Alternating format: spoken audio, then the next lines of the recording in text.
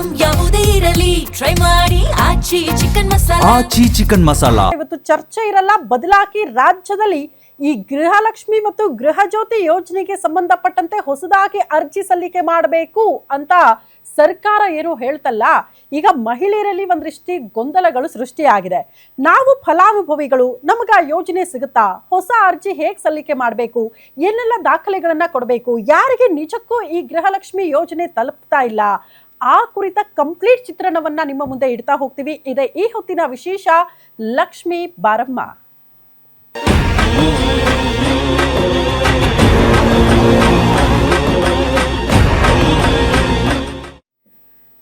ರಾಜ್ಯದ ಮಹಿಳೆಯರಿಗೆ ಸಂತಸ ತಂದಂತಹ ಪಂಚ ಗ್ಯಾರಂಟಿಗಳ ಪೈಕಿ ಒಂದು ಗ್ಯಾರಂಟಿ ಅಂತ ಅಂದ್ರೆ ಅದು ಗೃಹಲಕ್ಷ್ಮಿ. ಕಾರಣ ಪ್ರತಿ ತಿಂಗಳು ಅವರ ಅಕೌಂಟ್ಗಳಿಗೆ 2,000 ರೂಪಾಯಿ ಬರ್ತಾ ಇದೆ. ಮನೆ ಖರ್ಚು ನಿಭಾಯಿಸ್ತಾ ಇದ್ದೀವಿ, ಬೇರೆ ಬೇರೆ ಕೆಲಸಗಳು ಅದರಿಂದ ಆಗ್ತಾ ಇದೆ, ಹೆಣ್ಣು ಮಕ್ಕಳಿಗೆ ಸ್ವಾವಲಂಬಿ ಜೀವನ ಮಾಡೋದಕ್ಕೆ ಸಹಕಾರಿ ಆಗ್ತಾ ಇದೆ ಅಂತ ಗ್ರಾಮೀಣ ಪ್ರದೇಶದ ಹೆಣ್ಣು ಮಕ್ಕಳು ಅಂದ್ಕೊಂಡಿದ್ರು. ಸಿಟಿ ಜನ ಅನ್ನಲ್ಲ ಬಿಡಿ, 2,000 ಯಾವುದಕ್ಕೂ ಸಾಕಾಗಲ್ಲ ಅಂತಾರೆ. ಬಟ್ ಗ್ರಾಮೀಣ ಭಾಗದಲ್ಲಿ ದೊಡ್ಡ ಅಮೌಂಟ್ ಅದು. ಗ್ಯಾರಂಟಿ ಹಣಕ್ಕೆ ಹೊಸ ಅರ್ಜಿ ಏನಂತಿದ್ದಾರೆ ಗೃಹಲಕ್ಷ್ಮಿಯರು? ರಾಜ್ಯದಾದ್ಯಂತ ವಾಸ್ತವ ಏನು?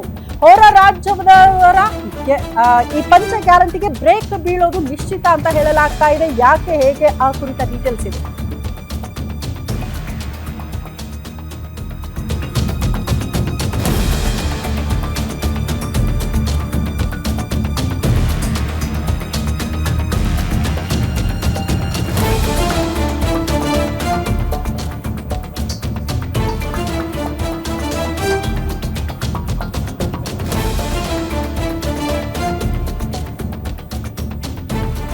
ಗ್ಯಾರಂಟಿ ಹಣಕ್ಕೆ ಹೊಸ ಅರ್ಜಿ ಏನಂತಿದ್ದಾರೆ ಗೃಹಲಕ್ಷ್ಮಿಯರು?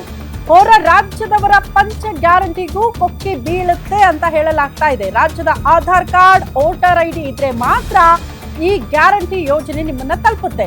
ರಾಜ್ಯದಲ್ಲಿರುವ ಹೆಣ್ಣು ಮಕ್ಕಳಿಗೆ ಮಾತ್ರ ಶುರುವಾಗುತ್ತೆ ಈ ಯೋಜನೆಯ ಲಾಭ. ವೋಟರ್ ಲಿಸ್ಟ್ ಅಲ್ಲಿ ಹೆಸರು ಇಲ್ಲ ಅಂದ್ರೆ ಮುಂದೆ ಹೆಂಗೆ? ಬಹುತೇಕರಿಗೆ ಹೆಣ್ಣು ಮಕ್ಕಳ ವೋಟರ್ ಲಿಸ್ಟ್ ಅಲ್ಲಿ ಅವ್ರ ಹೆಸರುಗಳೇ ಇಲ್ಲ ಅನ್ನುವಂತ ವಿಚಾರ ಬೆಳಕಿಗೆ ಬರ್ತಾ ಇದೆ. ಹಂಗಾಗಿ ಅವ್ರಿಗೂ ಯೋಜನೆ ಲಾಭ ಸಿಗುತ್ತಾ ಸಿಗಲ್ವಾ? ನೋಂದಣಿ ಅಂದ್ರೆ ಎದುರಾಗುತ್ತಾ ಕಿರಿಕಿರಿ? ಗ್ಯಾರಂಟಿ ಮರು ಅರ್ಜಿ ಬಗ್ಗೆ ಮನೆ ಗೃಹಲಕ್ಷ್ಮಿಯರು ಏನಂತಿದ್ದಾರೆ? ವಾಸ್ತವ ಪರಿಸ್ಥಿತಿ ಏನು? ಗ್ಯಾರಂಟಿ ನ್ಯೂಸ್ ನಲ್ಲಿ ಗ್ಯಾರಂಟಿ ಲಕ್ಷ್ಮಿಯರ ಗ್ರೌಂಡ್ ರಿಪೋರ್ಟ್ ಅನ್ನ ನಿಮ್ಮ ಮುಂದೆ ಇಡ್ತಾ ಇದ್ದೀವಿ.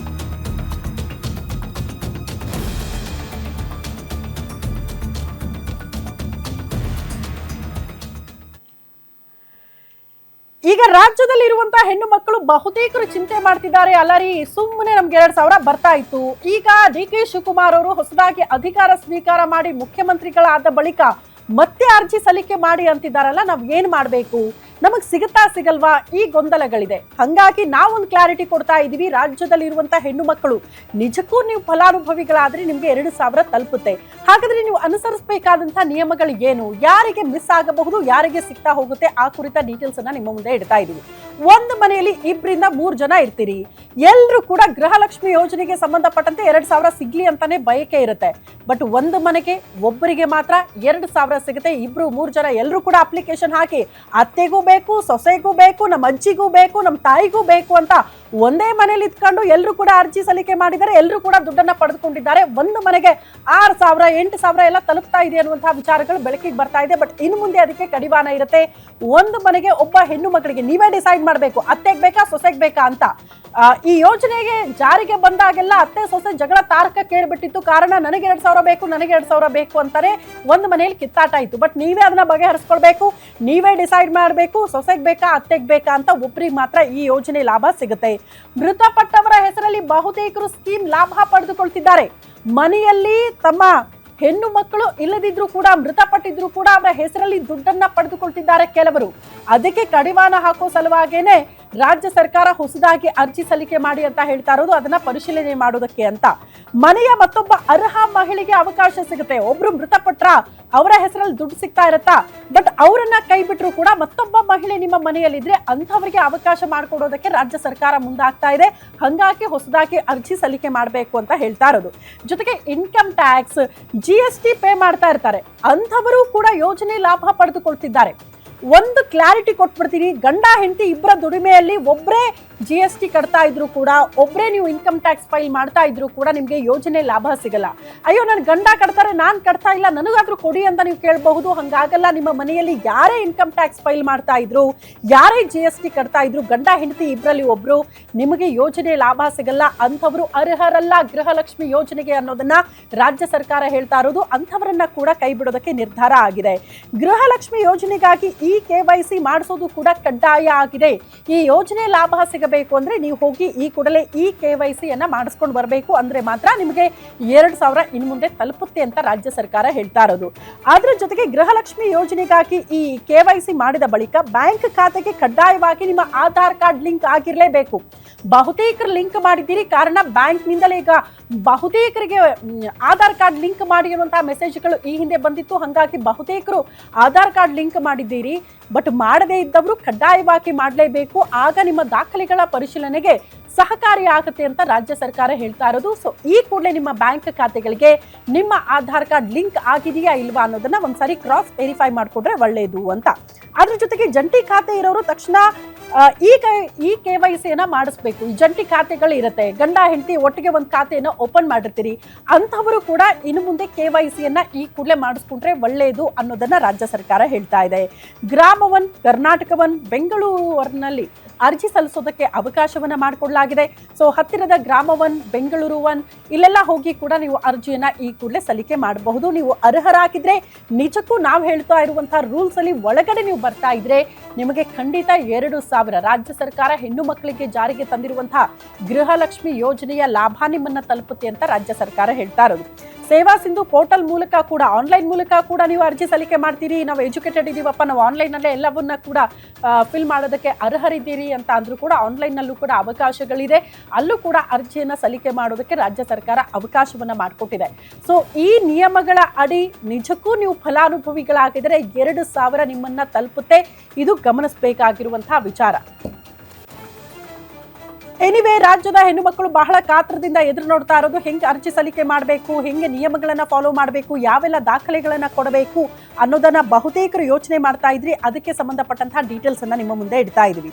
ಇನ್ನು ಅರ್ಜಿ ಸಲ್ಲಿಕೆಗೆ ಯಾವ ದಾಖಲೆಗಳನ್ನ ಕೊಡೋದು ಕಡ್ಡಾಯ, ಯಾವ ದಾಖಲೆಗಳನ್ನ ಕೊಟ್ರೆ ನಮ್ಗೆ 2,000 ಸಿಗುತ್ತೆ ಅಂತ ನೀವು ಯೋಚನೆ ಮಾಡ್ತಾ ಇದ್ರೆ ಆ ಕುರಿತ ಡೀಟೇಲ್ಸ್ ಅನ್ನ ಕೂಡ ನಿಮ್ಮ ಮುಂದೆ ಇಡ್ತಾ ಇದೀವಿ.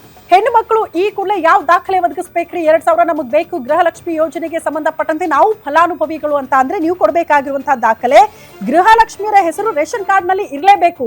ನಿಮ್ಮ ಮನೆಯಲ್ಲಿ ರೇಷನ್ ಕಾರ್ಡ್ ಇದೆ ಅಂತ ಅಂದ್ರೆ ಆ ರೇಷನ್ ಕಾರ್ಡ್ ಅಲ್ಲಿ ನಿಮ್ಮ ಮನೆಯ ಸದಸ್ಯರುಗಳ ಹೆಸರುಗಳು ಇರುತ್ತೆ ಅಲ್ವಾ. ಹಂಗೆ ಮನೆಯಲ್ಲಿ ಈ ಯೋಜನೆಯ ಲಾಭ ಪಡೆದುಕೊಳ್ಳುವಂತ ಹೆಣ್ಣು ಮಗಳ ಹೆಸರು ಕೂಡ ರೇಷನ್ ಕಾರ್ಡ್ ಅಲ್ಲಿ ಕಡ್ಡಾಯವಾಗಿ ಇರಬೇಕು. ಆ ರೇಷನ್ ಕಾರ್ಡ್ ಅನ್ನ ಕೂಡ ದಾಖಲೆಯಾಗಿ ನೀವು ಒದಗಿಸೋದಕ್ಕೆ ಒಂದು ಅವಕಾಶವನ್ನ ರಾಜ್ಯ ಸರ್ಕಾರ ಮಾಡಿಕೊಡ್ತಾ ಇದೆ. ಮತದಾರರ ಪಟ್ಟಿಯಲ್ಲಿ ಹೆಣ್ಣು ಮಕ್ಕಳ ಹೆಸರು, ಯಾರು ಮಹಿಳೆಯರು ಈ ಯೋಜನೆ ಲಾಭ ಪಡೆದುಕೊಳ್ತಿದ್ದೀರಲ್ಲ, ನಿಮ್ದು ಯಾವುದೇ ಕ್ಷೇತ್ರ ಆದ್ರೂ ಕೂಡ ಮತದಾರರ ಪಟ್ಟಿಯಲ್ಲಿ ನಿಮ್ಮ ಹೆಸರು ಇರೋದು ಕೂಡ ಕಡ್ಡಾಯವಾಗಿ ಇರಲೇಬೇಕು. ಪ್ರಮುಖವಾಗಿ ಅದೇ ಆಧಾರ್ ಕಾರ್ಡ್ ಜೊತೆಗೆ ವೋಟರ್ ID ಕೊಡಿ ಅಂತ ರಾಜ್ಯ ಸರ್ಕಾರ ಹೇಳ್ತಾ ಇರೋದು. ಹಾಗಾಗಿ ವೋಟರ್ ID ಇದೆ ಅಂತ ಅಂದ್ರೆ ನಿಮ್ಮ ಕ್ಷೇತ್ರದಲ್ಲಿ ಮತದಾರರ ಪಟ್ಟಿಯಲ್ಲಿ ನಿಮ್ಮ ಹೆಸರು ಇರಲೇಬೇಕು. ಆ ದಾಖಲೆಯನ್ನ ಕೊಡಬೇಕು. ಬಯೋಮೆಟ್ರಿಕ್ ಕಡ್ಡಾಯ ಆಗ್ತಾ ಇದೆ. ಹೆಣ್ಣು ಮಕ್ಕಳು ಯಾರಾದ್ರೂ ಹೆಣ್ಣು ಮಕ್ಕಳು ಗೃಹಲಕ್ಷ್ಮಿ ಯೋಜನೆ ಲಾಭ ಪಡೆದುಕೊಳ್ತಿದ್ದೀರಿ ಅಂತ ಆದ್ರೆ ಹೋಗಿ ಬಯೋಮೆಟ್ರಿಕ್ ಅನ್ನ ಕೊಟ್ಟು ಬರಲೇಬೇಕು. ಅದು ಕಡ್ಡಾಯವಾಗಿ ಇದ್ದೇ ಇದೆ.